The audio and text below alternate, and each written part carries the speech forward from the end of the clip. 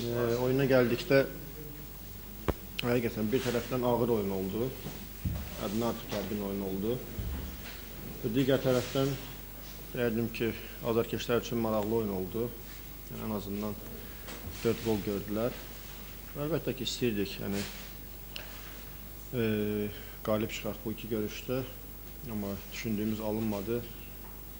Baxmayaraq ki, oyunun gedişatında çox şey əlatdıq. Yəni, oyunun dəyişməsində haradasa istədiyimiz kimi alınmadı. Amma belə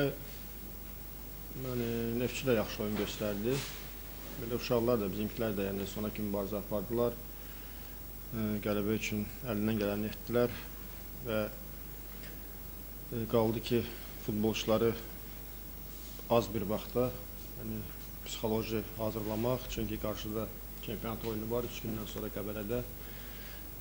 Tez bir zamanda bu yorğunluğu, bu gərginliyi aradan qaldırmalıyıq ki, qarşıdakı oyuna hardasa istədiyimiz kimi, düşündüyümüz kimi hazırlaşa bilək.